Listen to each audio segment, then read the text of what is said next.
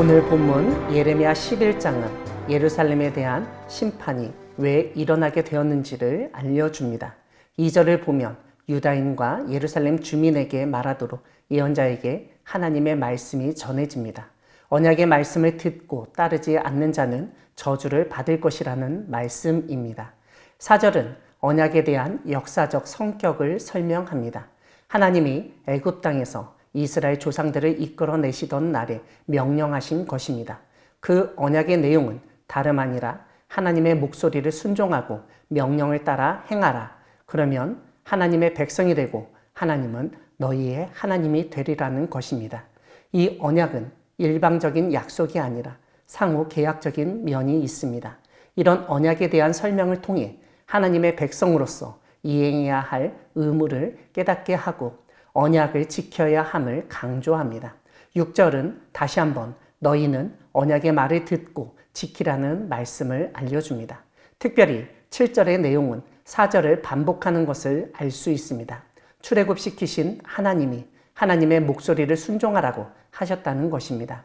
그런데 8절은 그 언약을 파기하고 하나님의 목소리를 순종하지 않는 유다 사람들의 현 상태, 완악한 마음으로 살아 언약을 지키지 않았다는 점을 보여줍니다. 하나님은 하나님 말씀 듣기를 거절한 조상들의 죄악으로 돌아갔다고 지적하십니다.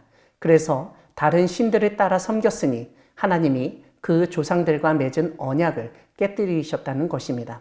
이렇게 언약을 파기한 유다 사람들에게 하나님이 재앙을 내리시겠다고 선포하십니다. 무엇보다 그들이 하나님께 구원을 구하고 부르짖어도 하나님이 듣지 않게 했다고 말씀하십니다. 13절을 보면 하나님은 유다의 신들이 성읍의 수와 같다고 말씀하십니다. 예루살렘 거리의 수대로 그 수치스러운 물건의 제단, 곧 바알에게 분향하는 제단을 쌓았다고 지적하십니다. 그래서 하나님은 다시 한번 예레미야에게 이 백성을 위해서 기도하지 말라고 명령하십니다. 그들이 그 고난으로 말미암아 내게 부르짖을 때에 하나님은 듣지 않으시겠다고 다시 말씀하십니다. 오늘 본문 뒷부분은 하나님이 재앙을 선언하신 또 다른 이유를 알려줍니다. 15절을 보면 실생활에서 못된 짓을 하는 사람이 하나님의 집, 즉 성전에 들어와서 제물을 바치고 있음을 알려줍니다. 사회에서 악을 행하면서 제물을 많이 드리면 재난이 비껴갈 것이라고 생각했다는 것입니다. 그래서 하나님은 이스라엘, 유다 백성을 좋은 열매 맺는 아름다운 푸른 감람나무였으나 땔감으로 사용할 수밖에 없다고 말씀하십니다. 이 말씀은 하나님이 예루살렘을 정말 풍성하고 풍요롭게 하셨지만 지금 예루살렘은 재난을 겪고 황폐하게 될 것이라는 점을 드러내고 있습니다. 17절은 좋은 열매를 맺지 못한 이유가 언급됩니다. 다름 아니라 바알에게 분향하였기 때문이라는 것입니다. 이러한 이스라엘, 유다의 악에 대해서 하나님은 재앙으로 갚아주시겠다고 선언하십니다. 오늘 본문 예레미야 11장 18절부터 23절, 크게는 다음에 살펴볼 12장 6절까지는 예레미야의 탄식이라고 불리는 유명한 구절입니다.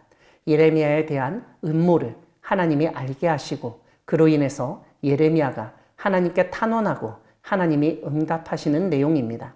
18절을 보면 하나님이 이 모든 일을 알게 하셨다는 것을 강조하고 있습니다. 19절은 예레미야 예언자가 자신의 모습을 묘사하는데 도살장에 끌려가는 양같이 순했다는 것입니다. 이것은 아무런 잘못도 하지 않았는데 억울한 죽임을 당할 뻔했다는 것을 드러내는 표현입니다. 예레미야 고향 사람들, 즉 아나돗 사람들은 예레미야가 한창 때인 나무 같은데 완전히 죽이자고 그 이름이 기억되지도 못하게 만들자고 작당 모의를 했습니다. 이런 살해 계획을 알지 못하던 예레미야가 알게 되었고 억울한 일을 하나님에게 하소연합니다. 자신의 마음을 감찰하시고 원통함을 풀어주시라고 간구합니다. 하나님이 직접 복수해 주시길 바랍니다. 이런 예레미야의 간구에 하나님은 그들을 직접 벌하시겠다고 말씀하십니다. 재앙을 내리시는데 칼과 기근에 죽게 만드시겠다는 것입니다. 사랑하는 광야교회 성도 여러분, 하나님은 하나님의 사람이 위협받아 탄식하며 기도할 때 응답하시는 분이십니다.